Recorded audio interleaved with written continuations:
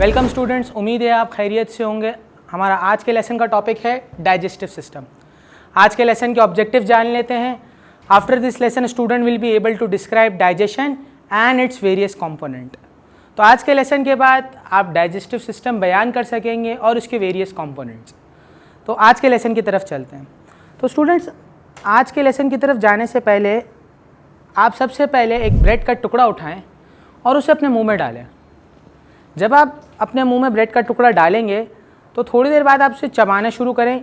चबाना शुरू करने के बाद देखिएगा, या आपको महसूस होगा अपने मुंह के अंदर कि ब्रेड का जो वो टुकड़ा था वो छोटे छोटे छोटे छोटे बारीक हिस्सों में टूट चुका है। आप मज़ीद उसे चबाएंगे तो वो मज़ीद टूटता चला जाएगा। अब मेरा आपसे एक सवाल है कि ऐसा करने की ज़रूरत क्या है? हम ब्रेड का टुकड़ा डायरेक्ट क्यों नहीं निगल लेते हैं? हम उसे चबा के छोटे छोटे हिस्सों में क्यों तोड़ते हैं? ऐसी क्या ज़रूरत पड़ती है हमें कि हम उस ब्रेड के टुकड़े को छोटे छोटे हिस्सों में तोड़ते हैं और फिर अपनी बॉडी में जाने देते हैं? तो आज के लेसन में हम ये जानेंगे कि हमारी बॉडी के अंदर फूड का क्या सफ़र रहता है, किस तरह से फूड हमारी बॉडी में ट्रैवल करता है, पहले कहाँ जाता है, क्या क्या प्रोसीजर होता है, उसके साथ साथ क्यों हम जो है ना मुँह में चबाते हैं फूड को, और आगे फूड उस फूड के साथ जो हमने चबाया है मुंह में, उस फूड के साथ आगे क्या क्या होता है, हमारे बॉडी में एनर्जी कहाँ से आती है, तमाम चीज़ें हम आज के लेसन में जानने की कोशिश करेंगे। Define digestion. What is digestion? Digestion is the process of breaking down of large molecules into small molecules. यानी फूड के जो लार्ज मॉलिक्यूल्स होते हैं उसको स्मॉल मॉलिक्यूल्स में ब्रेक डाउन करने के प्रोसीजर को हम डाइजेशन कहते हैं। हम ब्रेक डाउन क्यों करते हैं? ताकि ब्लड एक required amount of nutrients absorb कर सके, क्योंकि ब्लड डायरेक्ट बड़े मॉलिक्यूल से न्यूट्रिएंट्स एब्जॉर्ब नहीं कर सकता, इसीलिए उसे छोटे हिस्सों में तोड़ना ज़रूरी आता है। डाइजेशन के 4 स्टेजेस होते हैं। पहला स्टेज होता है इंजेशन। इंजेशन के अंदर खाना या फूड हमारी बॉडी के अंदर एंटर होता है। तो बॉडी के अंदर एंटर होते वक्त जिन ऑर्गन्स का हम इस्तेमाल करते हैं वो होता है माउथ एंड टीथ। जब खाना एंटर होता है तो हमारे मुंह में हम उसको चबाते हैं, च्यूइंग ऑफ फूड। किसके ज़रिए होता है? Teeth and mouth. चबाने के बाद जब वो इस काबिल हो जाता है कि हम उसे निगल सकें, हम उसे अपने गले से नीचे उतार सकें, तो फिर हमारे पास आता है एसोफेगस। एसोफेगस एक ऐसा पाइप होता है जो हमारे स्टमक और माउथ को जोड़ता है। एसोफेगस के बाद, एसोफेगस से होता हुआ फूड जो है ना वो स्टमक के अंदर दाखिल होता है। अब स्टमक के अंदर शुरू होती है डाइजेशन। डाइजेशन के वक्त जो हमारा ऑर्गन इस्तेमाल होता है वो होता है स्टमक। अब स्टमक के अंदर केमिकल डाइजेशन चल रही। इंजेशन के वक्त कौन सी डाइजेशन चल रही थी? मैकेनिकल। ब्रेकडाउन हमारे माउथ में भी होता है, ब्रेकडाउन हमारे स्टमक में भी होता है, लेकिन माउथ के अंदर मैकेनिकली ब्रेकडाउन होता है और स्टमक के अंदर केमिकल ब्रेकडाउन होता है। अच्छा, केमिकल ब्रेकडाउन से या मैकेनिकल ब्रेकडाउन से क्या मतलब है? केमिकल ब्रेकडाउन के अंदर एंजाइम्स का इस्तेमाल होता है। अब एंजाइम क्या चीज़ होती है? एंजाइम कैटलिस्ट होते हैं जो रिएक्शन को तेज़ करते हैं। जब स्टमक में फूड ब्रेक डाउन हो रहा होता है तो एंजाइम क्या करते हैं कि उस ब्रेक डाउन को तेज़ कर देते हैं। अगर वो एंजाइम ना हो तो फूड को डाइजेस्ट होने में बहुत ज़्यादा अरसा लग सकता है। तो हम बात कर रहे थे स्टमक की। स्टमक के अंदर डाइजेशन हो रही है। कौन सी डाइजेशन हो रही है? Chemical digestion. खाना अभी तक माउथ से होता हुआ, एसोफेगस से होता हुआ स्टमक में दाखिल हो चुका है, वहाँ पर क्या हो रही है? Chemical digestion. केमिकल डाइजेशन होने के बाद फूड ब्रेक डाउन हो जाता है जो है ना छोटे मॉलिक्यूल्स के अंदर, और ब्लड उसको एब्जॉर्ब कर लेता है। फिर उसके साथ क्या होता है? अब हमारे पास जो फूड बचा है वो अनडाइजेस्टेड फूड बचा है। जितना फूड स्टमक को डाइजेस्ट करना था वो कर चुका। अब मज़ीद हमारे पास चलते हैं हम एब्जॉर्प्शन की तरफ। एब्जॉर्प्शन होता है स्मॉल इंटेस्टाइन और लार्ज इंटेस्टाइन के अंदर।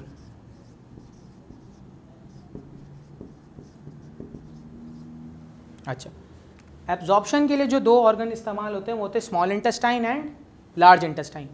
एब्जॉर्प्शन के अंदर वाटर, जो वाटर ज़रूरी है या ज़रूरत का है, या एक्स्ट्रा वाटर जो हमारी बॉडी से ना निकल जाए, तो स्मॉल इंटेस्टाइन के अंदर जो है ना वो जो न्यूट्रिएंट्स और वाटर को एब्जॉर्ब किया जाता है। स्मॉल इंटेस्टाइन और लार्ज इंटेस्टाइन के अंदर सॉल्ट को एब्जॉर्ब किया जाता है ताकि हमारी बॉडी का जो फ्लूइड बैलेंस है वो बरकरार रखा जा सके। अच्छा, उसके बाद जब एब्जॉर्प्शन हो जाती है, जब खाना जो है ना वो अच्छे से डाइजेस्ट हो जाता है, एब्जॉर्प्शन हो जाती है उसकी, फिर उसके बाद जो अनडाइजेस्टेड या वेस्ट मटेरियल है वो जाके एक्सक्रीशन के प्रोसेस में दाखिल हो जाता है। अब एक्सक्रीशन में हमारे पास आता है रेक्टम एंड एनस।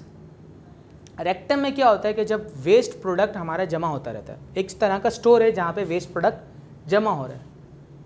जब वो स्टोर एक लिमिट पर आ जाता है, एक हदूद पे पहुँच जाता है, तो हमारी बॉडी से एनस के ज़रिए जो है ना वो पास आउट हो जाता है। तो ये हमने बताया रेक्टम एंड एनस, ये दो ऑर्गन्स जो है ना हमारे इस्तेमाल होते हैं।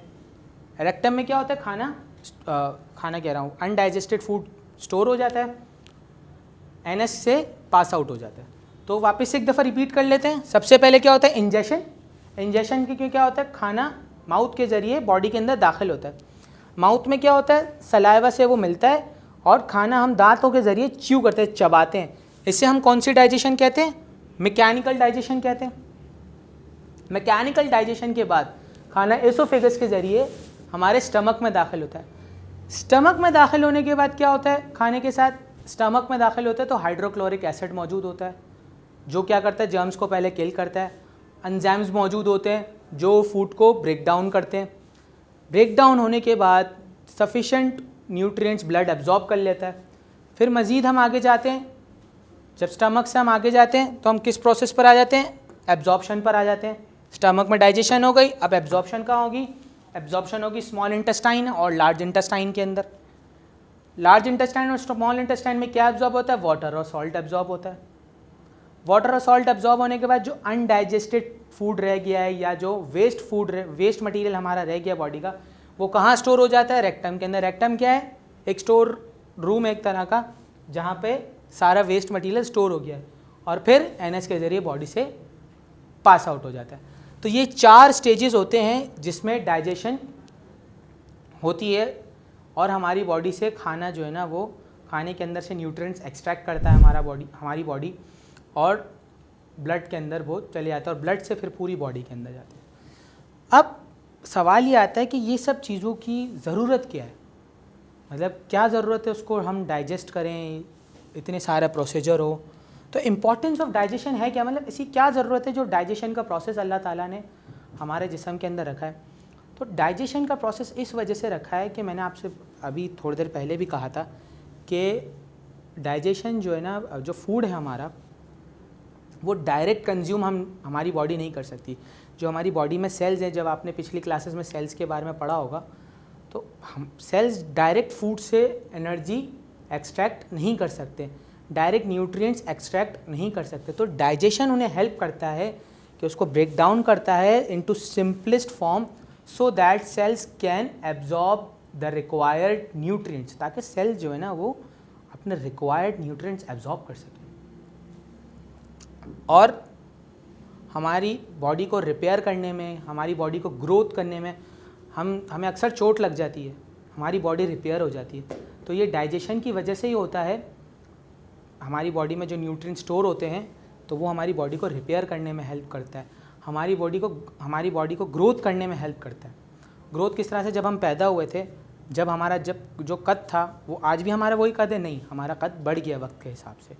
किस तरह बढ़ गया, क्योंकि डाइजेशन ने क्या करा, फूड को ब्रेक डाउन करा और न्यूट्रिएंट्स हमारी बॉडी ने फिर एब्जॉर्ब करे और ग्रोथ करी। तो ग्रोथ और रिपेयर के लिए भी ज़रूरी है डाइजेशन। एनर्जी, जैसे मैंने बताया कि सेल डायरेक्ट एनर्जी फूड से एक्सट्रैक्ट नहीं कर सकता, उसे सिंपलेस्ट फॉर्म चाहिए। हम जो खाना खाते हैं बड़ी कॉम्प्लेक्स फॉर्म में होता है, उसे सिंपलेस्ट फॉर्म में लाता है डाइजेशन। तो ये डाइजेशन की इम्पॉर्टेंस होती है जो हमारी बॉडी में एक सिस्टम मेंटेन करके रखता है और फूड को इस काबिल बनाता है कि हम उससे न्यूट्रिएंट्स एब्जॉर्ब करें। स्टूडेंट्स, आज के सेशन की कंक्लूजन को देख लेते हैं कि आज हमने क्या क्या पढ़ा। फिर से रिपीट करते हैं। हमने पढ़ा व्हाट इज़ डाइजेशन, डाइजेशन क्या होता है। हमने पढ़ा स्टेजेस ऑफ डाइजेशन, स्टेजेस क्या क्या हैं, 4 स्टेजेस हैं, इंजेशन, डाइजेशन, एब्जॉर्प्शन, एक्सक्रीशन। इन 4 स्टेजेस में क्या क्या होता है, फूड का क्या प्रोसीजर रहता है, ये हमने पढ़ा। फिर हमने जो पढ़ा इम्पॉर्टेंस ऑफ डाइजेशन, कि डाइजेशन हमारी ज़िंदगी में क्या अहमियत रखती है, क्यों हमारी बॉडी को डाइजेशन की ज़रूरत है। मैं उम्मीद करता हूँ कि आपको ये लेसन समझ आया होगा और आपको बहुत सारी चीज़ें सीखने को मिली होंगी। अपना बहुत सारा ख्याल रखिएगा। खुदा हाफिज़।